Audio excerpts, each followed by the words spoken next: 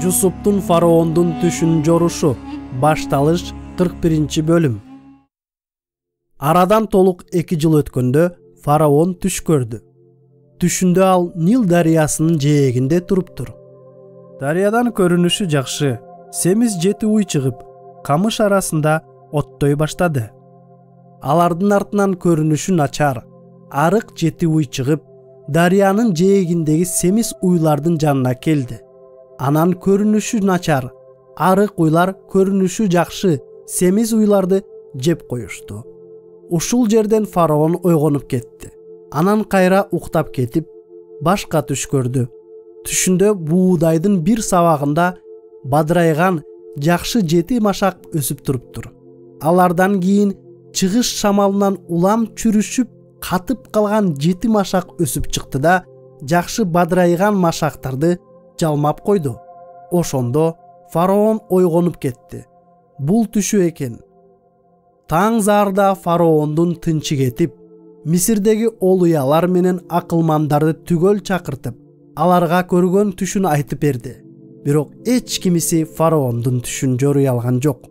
Ошондо башкы шарапчысы фараонго мындай деди: "Бүгүн бир айыбымды эстеп жатам. Аны мойнума алам. Бир күнү сиз, падышам, башкы набайчы менен мага ачууланып, бизди сакчылардын башчысынын үйүндөгү зынданга каматып койгонсуз. Бир жолу түндө ал жана мен ар бирибиз өзүнчө мааниси бар түш көрдүк. Ошол жерде биз менен бирге сакчылардын башчысынын кызматчысы жаш еврей бар экен.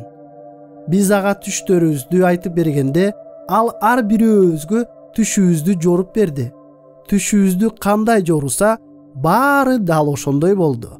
Мен өз кызматыма кайттым, башкы набайчы жыгачка асылды."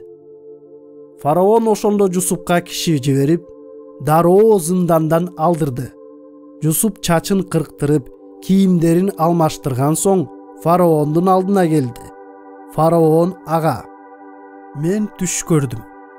Бирок аны эч ким жоруй албады. Сени түш жоруйт деп уктум", деди. "Жоруй турган мен эмес, түштү сиз үчүн жакшылыкка Кудай өзү жоруп берер", деди Жусуп. Ошондо фараон Жусупка мындай деди: "Түшүмдө Нил дарыясынын боюнда турган экенмин. Анан семиз, көрүнүшү жакшы 7 уй дарыядан чыгып келип, камыштын арасында оттой баштады. Алардын аркасынан арык көрүнүшү начар, кабыргалары саналган дагы 7 уй чыкты. Мен мындай көрүнүшү начар уйларды мурда Мисирден эч көргөн эмесмин. Ошол арык көрүнүшү начар уйлар семиз уйларды жеп коюшту. Семиз уйлар алардын карынына кирсе да, киргени билинбей, жүдөгөн уйлар баягыдай эле көрүнүшү начар бойдон кала берди. Анан мен ойгонуп кеттим. Кийин башка түш көрдүм. Буудайдын бир сабагына бадырайган жакшы 7 машак өсүп чыкты. Алардын аркасынан чыгыш шамалынан улам соолуп, чүрүшүп, катып калган дагы 7 машак өсүп чыкты да, 7 жакшы машакты жеп койду.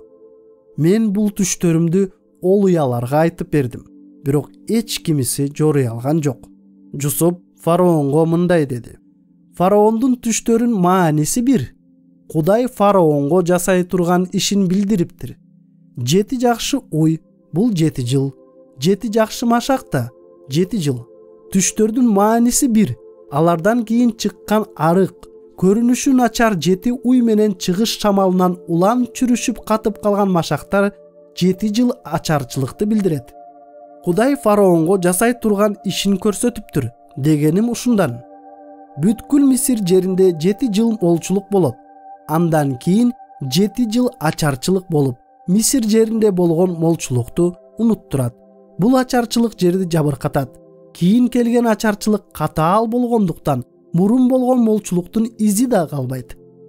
Фараонго 2 жолу кайталанып түш киргени, Кудай муну чечип жакында аны ишке ашырары анык экенин билдирет. Эми фараон акылман, иш билги бир адамды таап, аны Мисир жерине башкаруучу кылсын. Жерлерге атайын көзөмөлдөөчүлөрдү дайындап, алар 7 жылдык молчулук убагында Мисирдеги түшүмдүн 5тен 1 бөлүгүн жыйнасын. Алар алдыдагы молчулук жылдарындагы эгин тегиндигин баарын фараондун бийлиги менен шаарларга жыйнап сакташсын. Ошол жыйналган түшүм Мисир жеринде боло турган 7 жылдык ачкачылыкта азык болуп, эл аман калат. Жусуптун бул ою фараон менен анын кызматкерлерине абдан жакты.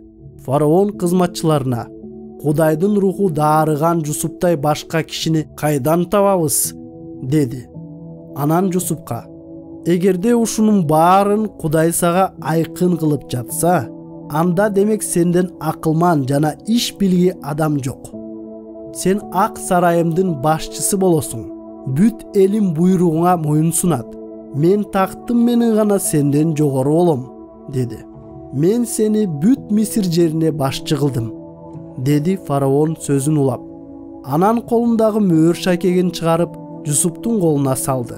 Үстүнө зыгыр чапан жаап, мойнуна алтын чынжыр такты.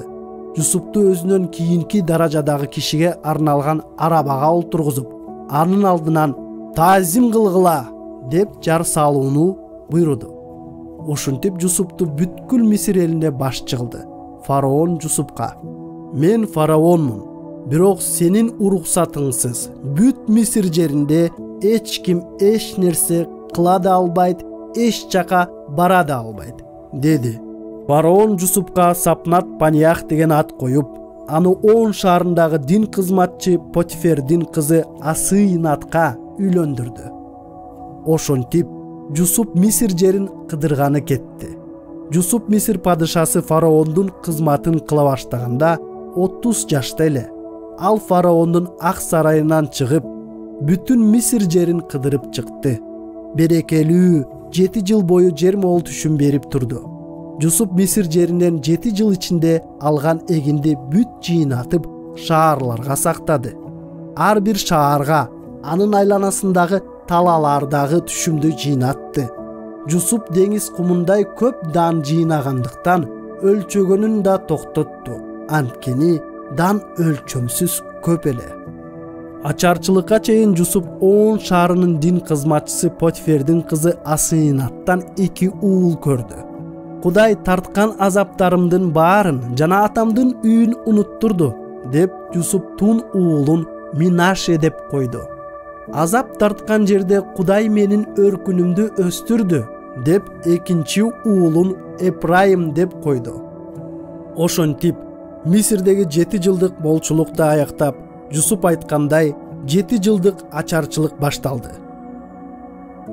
Башка элдин баарында ачарчылык болуп, бирок бүт Мисир жеринде буудайдын кору бар эле. Акыры бүт Мисир жери да ачарчылыктан жабыркай баштаганда, эл фараонго жалбарып буудай сурап келди. Фараон жамы журтка Жусупка баргыла да, анын айтканын кылгыла, деп жооп берди.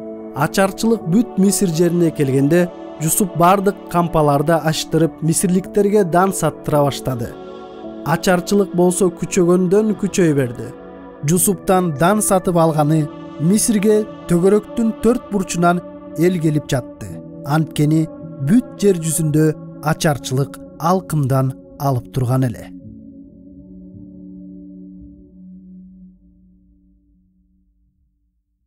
Бул баянды ким кайра айтып бере алат? Азыр аудио жазманы паузага коюп, бир же эки киши уккан баянды эстеп кайра айтып берсин. Майда чүдөлөрдү эстегенге бири-бириңиздерге жардам берсеңиздер болот. Талкуулоо үчүн суроолор. Ар бир суроодон кийин аудио жазманы паузага коюп, жоопторуңуздарды талкуулаңыздар. Биринчи суроо. Бул баяндан сиздерге эмне жакты? Жоопторуңуздарды талкуулаңыздар. Экинчи суроо. Бул баяндан сиздерге эмне жаккан жок? Жоопторуңуздарды талкуулаңыздар. Үчүнчү суроо. Бул баяндан Кудай жөнүндө эмнени үйрөнө алабыз? Жоопторуңуздарды талкуулаңыздар. Төртүнчү суроо. Бул баяндан адамдар жөнүндө эмнени үйрөнө алабыз? жоопторуңуздарды талкуулаңыздар. 5 суроо. Бул баяндан биздин бүгүнкү жашообузга эмнени колдонсок болот? Башкача айтканда, бул баяндын негизинде Кудай бизге эмне кылышыбыз керектигин айтып жатат. Жоопторуңуздарды талкуулаңыздар. 6 суроо. Бул жумада бул баянды кимдер менен бөлүшсөк болот? Жоопторуңуздарды талкуулаңыздар.